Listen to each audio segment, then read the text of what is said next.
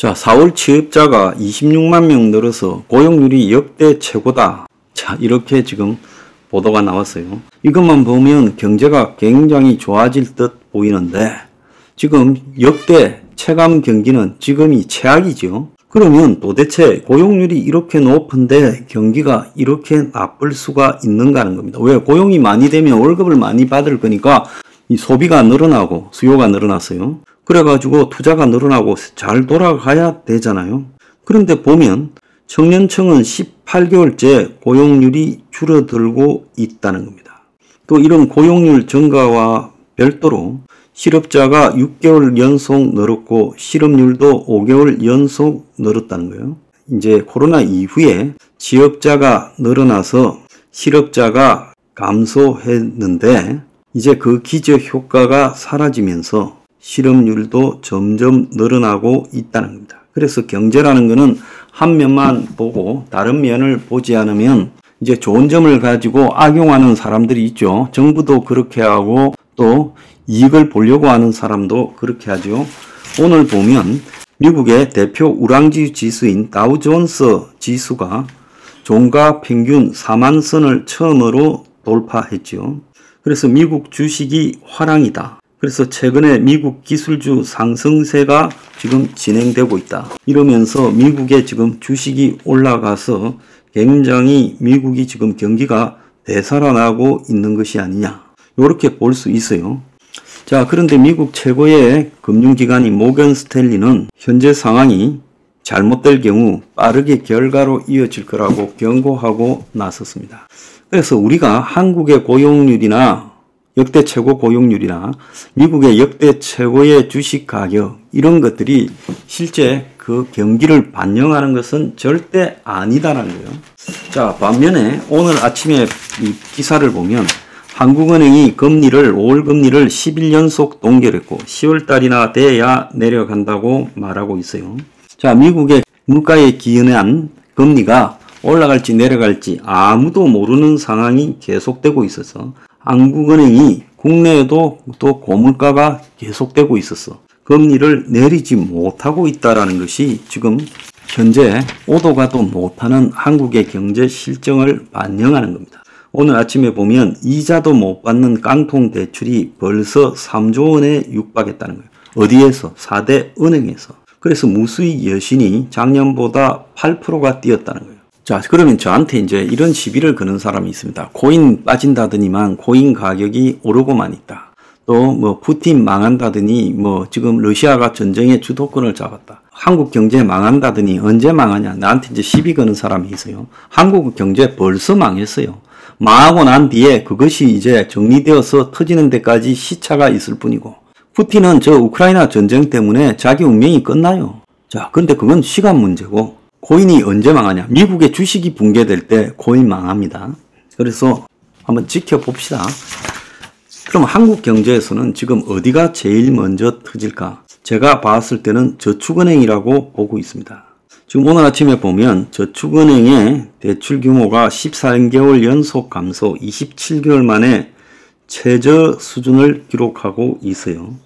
그래서 저축은행들이 지금 PF 대출 관련해서 충당금을 늘리고 이래야 되는데 지금 장사가 아예 안 되고 있는 상황이 벌어지고 있어요. 자, 내달 PF 사업성 평가에서 부실 사업장이 대거 나올 거라고 합니다. 그래서 부실 사업장으로 평가받은 곳은 그대로 경공매 처리가 되면서 이 금융권이 빌려준 후순위 채권이 지금 회수가 불가능할 거고 그렇게 되면 이 금융권이 브릿지론에 돈을 대준 이 금융권이 굉장히 문제가 될 거라고 이야기가 나오고 있어요.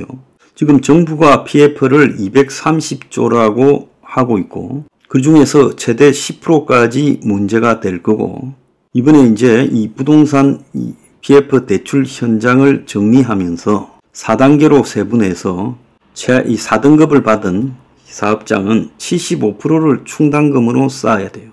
그래서 정권회사에서 2조 원, 캐피탈에서 3조 5천억, 저축은행에서 3조 3천억 등 충당금이 필요할 거라고 이야기가 나오고 최대 한 9조가량의 충당금을 쌓아야 될 거다는 거죠. 그래서 그런 과정에서 돈 떼이고 충당금 쌓을 여력이 안 되는 저축은행들이 먼저 무너지기 시작할 거라고 보고 있습니다. 자, 그 다음에 이 정권사가 지금 소형 정권사 중에 부동산 브릿지론에 집중해온 소형 정권사들이 무너질 거고 일부 캐피탈 회사도 무너질 거라고 보고 있습니다. 그래서 캐피탈 회사 같은 경우에는 대주주의 도움을 받을 수 없는 일부 업체들이 유동성이 문제가 될 거다. 그래서 저축은행, 증권회사, 캐피탈 이 세 개 중에서 이 오나가 대주주가 아닌 쪽이 무너질 거라고 그렇게 지금 우려가 되고 있어요. 자, 이런 과정에서 저축은행이 장사라도 돼야 되는데 저축은행 예금이 27개월 만에 최저 수준으로 줄어들고 있고 그래서 연체율도 상승하고 내손 충당금도 적립해야 되고 그래서 저축은행 사업이 사실상 끝나가는 게 아닌가라는 그런 시각도 있습니다. 정권사 같은 경우에도 지금 70%가 올해 1분기 영업이익이 감소하고 2분기 충당금 부담이 커지면서 중소형 정권사들이 PF 충당금을 쌓기가 쉽지 않을 거다라고 이야기가 나오고 있어요. 그래서 시행사 이금융권으로 이어지는 PF 부실 도미노가 터지기 시작할 거고 금감원이 지금 PF 자료를 내라고 부실 정리 압박을 하고 있는데 이금융권은 버티기로 지금 버텨가고 있어요.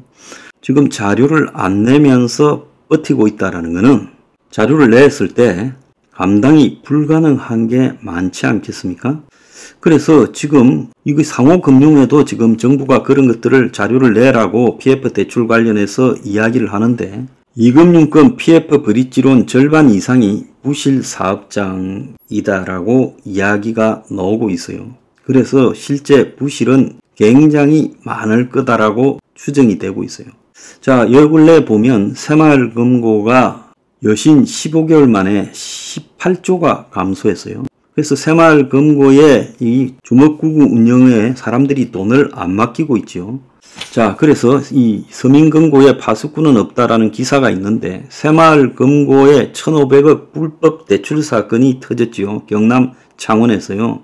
그래서 조폭 출신 이 중고차 거래센터를 놓고 1,500억의 불법 대출이 발생했다라고 해가지고 사채업자가 그 배우다라고 지금 나오고 있어요. 그래서 그 사채업자를 작은아버지라고 새마을금고 간부 등이 부르면서 지금 난리가 나 있지요. 제가 오늘 말씀드린 소형저축은행, 그 다음에 소형증권회사, 또 소형캐피탈, 그리고 새마을금고 이런 것들이 지금 앞으로 여러 가지 문제가 결정적으로 터질 거라고 보고 있습니다. 자, 거기서부터 문제가 시작되겠죠.